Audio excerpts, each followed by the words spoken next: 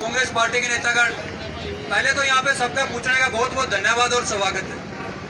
मनरेगा कोई काम नहीं था।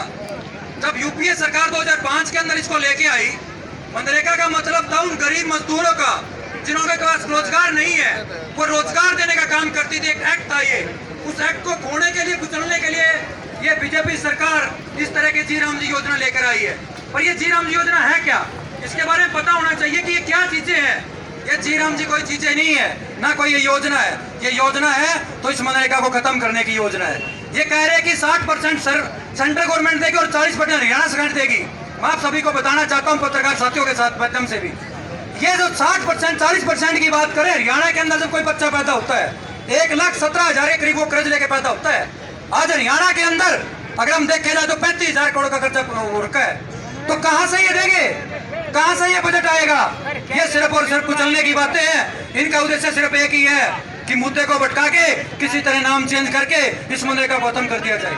मैं पूछना चाहता हूं हरियाणा सरकार से कि वो जो लाखों करोड़ों का कर्जा दे रखा है वो कहां से पूरा होगा, और कहां से इनके जो मजदूर लोग हैं कहां से ये रोजगार करेंगे? कहां से वो जो ग्रामीण की पृष्ठभूमि, जो नहरें खुदाई होती थी, जो तालाब खुदाई होती थी, वो कहां से होगी? वो कहां से रोजगार के अवसर पैदा होंगे? तो ये कुचलने की बात है। और हम सबको संगठित होके, जैसे आज इतना विशाल प्रदर्शन हुआ है, कांग्रेस पार्टी मजदूरों के साथ है, मजदूरों के साथ रहेगी।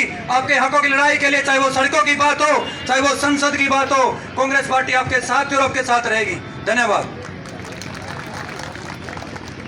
धन्यवाद युवा अध्यक्ष जी।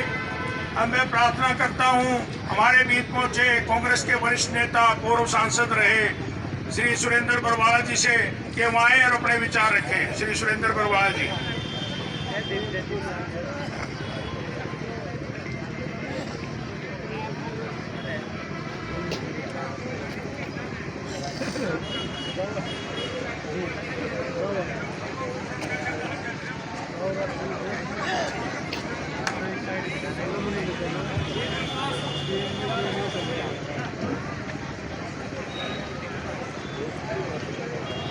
बहुत ही आदर और मान के योग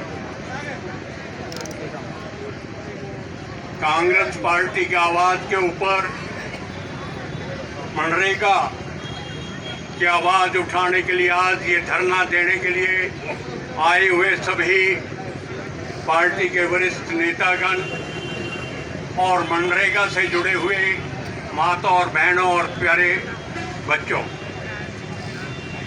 भाइयों, मैं एक बात कहना चाहूँगा। महात्मा गांधी जी ने एक बात कही थी जब देश आजाद हुआ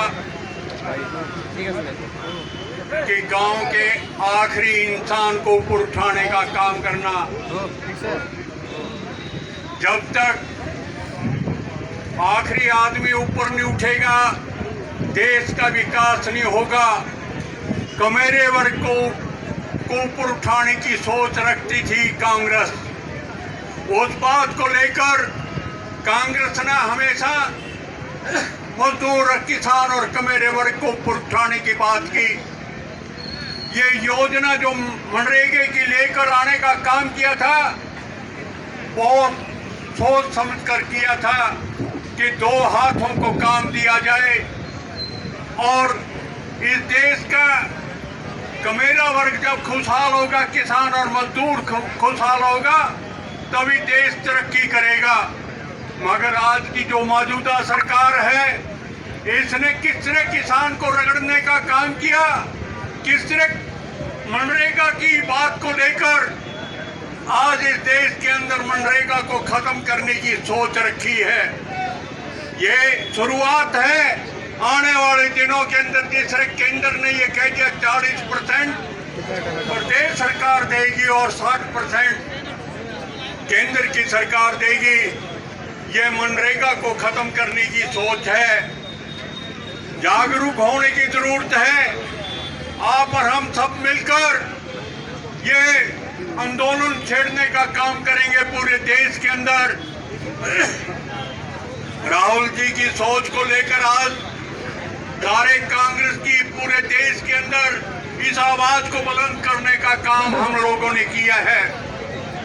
इस आवाज को बुलंद करते हुए ये विश्वास दिलाने का काम करते हैं कि जो हमारे मनरेगा भाई हैं और सत्ता परिवर्तन होगी, सबसे पहले मनरेगा को उसी तरह लागू करने का काम कांग्रेस पार्टी करेगी, कांग्रेस सरकार बनने के बाद करेगी। और मैं एक और बात कहना चाहूंगा, 3 दिन पहले जिस तरह यूएसए के प्रेसिडेंट और कांग्रेस पार्टी के प्रधानमंत्री ने जिस तरह का फैसला लिया है कि वो आपके सामने है, उसके चलते हुए इस देश का किसान बर्बाद हो जाएगा। और ये भी इस देश का जब किसान बर्बाद होगा तो आम लोगों के ऊपर इसकी आफत आएगी।